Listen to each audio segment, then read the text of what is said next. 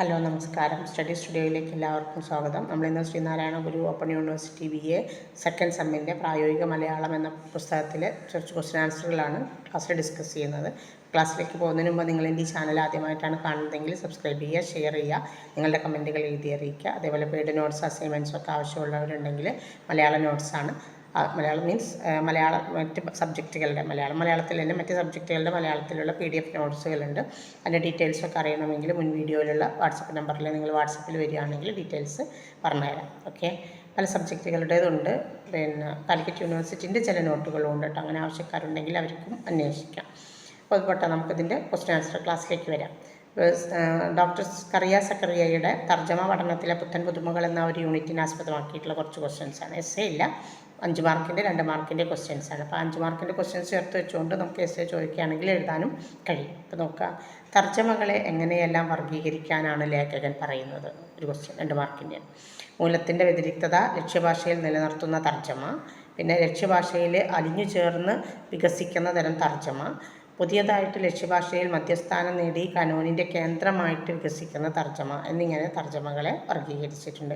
ഇങ്ങനെ തർജ്ജമകളെ വർഗീകരിച്ച് പഠിച്ചാൽ ചർച്ചയും വ്യാഖ്യാനവും സിദ്ധാന്തീകരണവും എളുപ്പമാകുമെന്നാണ് ലേഖകൻ്റെ വാദം. ഇത്രയും കൂടി കൊടുക്കുക കേട്ടോ. പിന്നെ അടുത്തൊരു ചോദ്യമാണ്, തർജ്ജമയെ ഒരു അതിക്രമമായിട്ട് കാണുന്നത് എന്തുകൊണ്ടാണ്? ആൻസർ, തർജ്ജമ മൂലകൃതിയിൽ നിന്ന് തുടങ്ങി എന്ത് ചെയ്യുന്നു, ഒരു കുശലുമില്ലാതെ മുന്നോട്ട് പോകുന്നു എന്നത് തന്നെയാണ് അതിക്രമം എന്നാണ് ലേഖകൻ പറയുന്നത്. പുരാണ ഇതിഹാസങ്ങളുടെ കാര്യത്തിൽ എഴുത്തച്ഛനും കുഞ്ചൻ നമ്പ്യാരും നല്ല അതിക്രമങ്ങൾ തന്നെയാണ്. അങ്ങനെ അതിക്രമങ്ങളിലൂടെ ഓരോ ഭാഷക്കാരുടെയും അല്ലെങ്കിൽ ഓരോ ഭാഷയുടെയും മഹാഭാഷകൾ വികസിക്കുകയാണ് ചെയ്യുന്നത് എന്ന് ലേഖകൻ സൂചിപ്പിക്കുന്നുണ്ട്. ഇനി 5 മാർക്കിൻ്റെ ക്വസ്റ്റ്യൻസ് ഉണ്ട്. വിവർത്തനത്തിൽ സമമൂല്യ സിദ്ധാന്തത്തിൻ്റെ സ്ഥാനം വിശദമാക്കുക എന്നാണ്. വിവർത്തനത്തിൽ സമമൂല്യ സിദ്ധാന്തത്തിൻ്റെ സ്ഥാനം വിശദമാക്കുക. ആൻസർ, കോളനീകരണത്തിൻ്റെ ഘട്ടത്തിൽ ബൈബിൾ തർജ്ജമയിലൂടെ വികാസം പ്രാപിച്ച സമമൂല്യ സിദ്ധാന്തം ബൈബിൾ തർജ്ജമകളോടൊപ്പം ഭാരതത്തിൽ വരികയും ഇവിടുത്തെ തർജ്ജമയുടെ ആദർശമായിട്ട് മാറുകയും ചെയ്തു. ഓരോ ഭാഷയുടെയും നിശബ്ദ മേഖലകൾ ഓരോന്നാണ്. ഓരോ തർജ്ജമയും സാധ്യതകൾ തേടിയുള്ള അന്വേഷണം എന്ന നിലയിലാണ് വിലമതിക്കപ്പെടുന്നതും. വാട്ടർ ബെഞ്ചമിൻ്റെ അഭിപ്രായത്തിൽ ഉടഞ്ഞുപോയ പാത്രം കൂട്ടിച്ചേർക്കാൻ അതിൻ്റെ കഷ്ണങ്ങൾ സമമൂല്യങ്ങളായിരിക്കണമെന്നില്ല. അവ തമ്മിൽ പൊരുത്തമുണ്ടായാൽ മാത്രം മതി. അങ്ങനെ മൂലവുമായിട്ട് അർത്ഥപരമായ തുല്യത തർജ്ജമകൾക്ക് അതുകൊണ്ട് ആവശ്യമില്ല. അതായത് മൂല്യവും തർജ്ജമയും ഓരോ മഹാഭാഷയുടെ ബന്ധങ്ങൾ ആവണം എന്നേ ഉള്ളൂ. കഴിഞ്ഞ 2 ദശകത്തിനിടയിൽ മാനവിക സാമൂഹിക ശാസ്ത്ര പഠനങ്ങളിലെല്ലാം പ്രകടമായ സാംസ്കാരിക ആഭിമുഖ്യത്തിൻ്റെ ഫലമായി തർജ്ജമാ സിദ്ധാന്തം പരിണാമ വിധേയമായിട്ടുണ്ട്. അതായത് മാറ്റത്തിന് വിധേയമായിട്ടുണ്ട്. ചിഹ്ന വ്യവസ്ഥയിലെ എല്ലാ ബന്ധങ്ങളും വിവക്ഷ മാറുന്നതിനനുസരിച്ച് വ്യത്യസ്ത അർത്ഥങ്ങളാണ് നൽകുന്നത് എന്ന തിരിച്ചറിവ് ഈ ഘട്ടത്തിൽ ഉണ്ടാവുകയും ചെയ്തു. ഈ കാഴ്ചപ്പാട് തർജ്ജമാ സിദ്ധാന്തങ്ങളെ അടിമുടി മാറ്റിമറിച്ചു. തർജ്ജമാ പഠനം സംസ്കാര പഠനമായി മാറിയതും ഈ ഘട്ടത്തിലാണ്. സമതുല്യമായ അനാവശ്യവും അപ്രസക്തവുമായി തീർന്നു. സമതുല്യത എന്ന് പറയുന്നത് അനാവശ്യവും അപ്രസക്തവുമായി തീർന്ന ആ ഒരു ഘട്ടത്തിൽ കൃതികളും തർജ്ജമകളും തമ്മിലുള്ള ബന്ധം ചിത്രീകരിക്കാൻ പുതിയ രൂപകങ്ങളും ഉണ്ടായി. തർജ്ജമാ പഠനത്തെ സമമൂലവാദത്തിൻ്റെ അഴുക്കുചാലുകളിലൂടെ വലിച്ചിഴക്കുന്ന ആളുകളും കാൽപ്പനിക വികാര പരവശ്യങ്ങളുടെ ചുഴികളിലേക്ക്, അതായത് ആഴങ്ങളിലേക്ക് തള്ളിയിടുന്നവരും സംസ്കാര പഠനത്തെ ഉൾപ്പെടെ അറിവുകൾ പ്രയോജനപ്പെടുത്തുന്നില്ല എന്നതാണ് നമ്മുടെ ലേഖകൻ കണ്ടെത്തുന്ന മറ്റൊരു വസ്തുത. ഇനി അടുത്തൊരു ക്വസ്റ്റ്യൻ, തർജ്ജമ പഠനത്തിലെ പുത്തൻ പ്രവണതകളെ ലേഖകൻ അവതരിപ്പിച്ചത് എങ്ങനെ എന്ന് വിവരിക്കുക എന്നാണ്. ആൻസർ, കഴിഞ്ഞ 2 ദശകത്തിനിടയിൽ മാനവിക സാമൂഹിക ശാസ്ത്ര പഠനങ്ങളിലെല്ലാം പ്രകടമായ സാംസ്കാരിക ആഭിമുഖ്യത്തിൻ്റെ ഫലമായിട്ട് തർജ്ജമാ സിദ്ധാന്തം പരിണാമ വിധേയമായി അല്ലെങ്കിൽ മാറ്റങ്ങൾക്ക് വിധേയമായി. ചിഹ്ന വ്യവസ്ഥയിലെ എല്ലാ ബന്ധങ്ങളും വിവക്ഷ മാറുന്നതിനനുസരിച്ച് വ്യത്യസ്ത അർത്ഥങ്ങളാണ് നൽകുന്നത് ആ ഒരു തിരിച്ചറിവ്, അതായത് ഇങ്ങനെയുള്ള ഈ ഒരു തിരിച്ചറിവ് ഈ ഘട്ടത്തിൽ ആണ് രൂപം കൊണ്ട് വന്നതും. ഈ കാഴ്ചപ്പാട് തർജ്ജമാ സിദ്ധാന്തങ്ങളെ അടിമുടി മാറ്റിമറിച്ചു. തർജ്ജമാ പഠനം സാംസ്കാരിക പഠനമായി മാറിയതും ഈ ഒരു ഘട്ടത്തിലാണ്. ആർക്കു വേണ്ടി, എങ്ങനെ, എന്തിന് തർജ്ജമ ചെയ്തു എന്ന പരമ്പരകളുടെ ഉത്തരമാണ് ഇന്നത്തെ നിലയിൽ തർജ്ജമാ പഠനങ്ങൾക്ക് മാതൃകാപരമായ തുടക്കം കുറിക്കേണ്ടത് എന്ന് ലേഖകൻ പറയുന്നുണ്ട്. തർജ്ജമക്കാരനെ നവീന തർജ്ജമാ പഠനം സംവിധായകനോട് ഉപമിക്കാറുണ്ട്. ലിഖിത പഠനത്തെ അരങ്ങിന് വേണ്ടിയിട്ട് വ്യാഖ്യാനിക്കുന്ന സംവിധായകനെ പോലെയാണ് തർജ്ജമക്കാരൻ. അരങ്ങിലെ വഴക്കങ്ങൾ അതായത് എങ്ങനെയാണോ അതുപോലെയാണ് ഭാഷയിലെ പാരമ്പര്യങ്ങൾ. തർജ്ജമയിൽ ഉൾപ്പെടുന്ന കൃതി മൂലഭാഷയിലും ലക്ഷ്യഭാഷയിലും എന്ത് പങ്കുവഹിക്കുന്നു എന്ന അന്വേഷണം സംസ്കാര പാരമ്പര്യത്തിൻ്റെ സംഘർഷഭൂമിയോളം ഗവേഷകരെ എത്തിക്കും എന്നും ലേഖകൻ പറയുന്നുണ്ട്. അവിടെ നിന്ന് ലഭിക്കുന്ന അറിവുകൾ ഇന്നത്തെ തർജ്ജമ പഠനങ്ങൾ ഏറെ വിലമതിക്കുന്നു.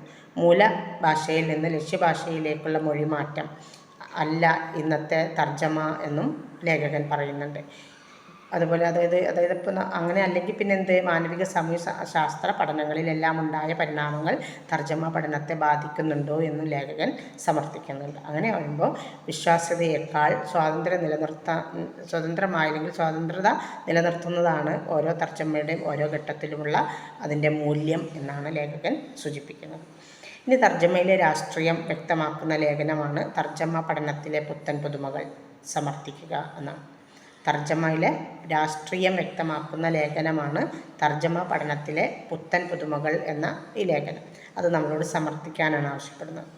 ആൻസർ പറയാൻ, തർജ്ജമയിൽ ഇടപെടുകയും അതിലൂടെ വെളിപ്പെടുകയും ചെയ്യുന്ന മുഖമാണ് അല്ലെങ്കിൽ അധികാരത്തിൻ്റെ മുഖമാണ് രാഷ്ട്രീയം. വ്യാകരണ പദാവലികൾ ഉപയോഗിച്ചാൽ തർജ്ജമയ്ക്ക് 2 ഭാഗങ്ങളുണ്ട്. ഒന്ന് വ്യാപാരം, അതാണ് സാഹിത്യത്തെ അല്ലെങ്കിൽ സാഹിത്യത്തിൻ്റെ തത്വം, സാഹിത്യ തത്വം എന്ന് പറയാം. വ്യാപാരം എന്ന് പറയുന്നതാണ് സാഹിത്യതത്വം.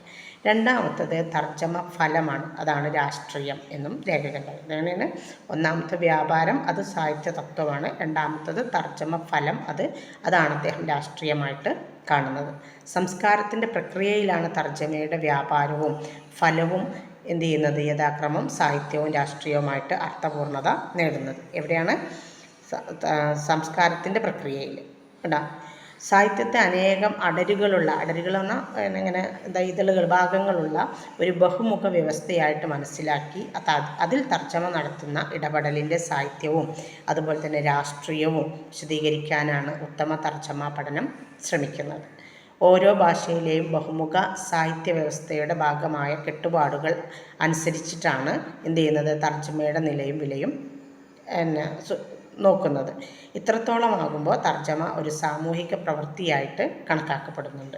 മറ്റെല്ലാ സാമൂഹിക വ്യവഹാരങ്ങളും എന്ന പോലെ തന്നെ തർജ്ജമയിലും അധികാരവും അതുപോലെ അറിവും തമ്മിലുള്ള ബന്ധം നിർണായകമാണ്. ഇങ്ങനെയാണ് മറ്റെല്ലാ സാമൂഹിക വ്യവഹാരങ്ങളിലും പ്രവൃത്തികളിലും എന്ന പോലെ തർജ്ജമയിലും എന്തുണ്ട്, അധികാരവും അറിവും തമ്മിലുള്ള ബന്ധം നിർണായകമാണെന്ന് അത്യാവശ്യമാണ്. ഇവയെ കൂട്ടിയിണക്കി വാക്കിൻ്റെ തീർച്ചയും മൂർച്ചയും സർഗാത്മകതയും വിശദീകരിച്ചും വാക്കിൻ്റെ കൂടെയുള്ള ലോകബോധത്തെ മാനിച്ചും തർജ്ജമ സിദ്ധാന്തം എന്ത് ചെയ്യേണ്ടതുണ്ട്, വികസിച്ചിരിക്കേണ്ടതുണ്ട്. തർജ്ജമക്കാരൻ്റെ നിലപാട് ആ നിലപാട് തൻ്റെ വേർതിരിച്ചറിയണം. ഒരു തർജ്ജമക്കാരൻ്റെ അദ്ദേഹത്തിനൊരു നിലപാടുണ്ട്. ആ നിലപാട് അറിഞ്ഞാൽ മാത്രമേ തർജ്ജമയുടെ സാഹിത്യവും രാഷ്ട്രീയവും മനസ്സിലാക്കാൻ കഴിയുകയുള്ളൂ. അപ്പോൾ ഓരോ തർജ്ജമയിലും തർജ്ജമക്കാരൻ്റെ നിലപാടിനനുസരിച്ചാണ് എന്തുണ്ടാവുക, അതിലെ രാഷ്ട്രീയവും സാഹിത്യവും വ്യക്തമാവുക. തർജ്ജമയിലൂടെ തെളിഞ്ഞു കിട്ടുന്ന ആൾരൂപം തർജ്ജമ ചെയ്യുന്ന ആളാരോ, അതായത് തർജ്ജമക്കാരൻ ആരോ അദ്ദേഹത്തിൻ്റേതാണ്. അങ്ങനെ അപ്പോൾ എന്താണ്, ഒരു തർജ്ജമ നമുക്ക് കണ്ടിട്ട് ഇത് ആരുടേത് എന്ന് പറയാൻ തക്ക രീതിയിൽ ആ തർജ്ജമ, അതപ്പോൾ ഓരോരുത്തരുടെയും തർജ്ജമ വ്യത്യസ്ത രീതിയിലാണ് ഉണ്ടായിരിക്കുക എന്നതാണ് ഈ പറഞ്ഞതിൻ്റെ അർത്ഥം കേട്ടോ.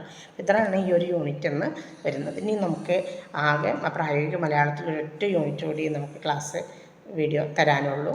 അത് കഴിയുമ്പോൾ നിങ്ങൾ എക്സാമിന് റെഡി ആയിക്കൊള്ളണം. Okay, thanks. Wish you all the best.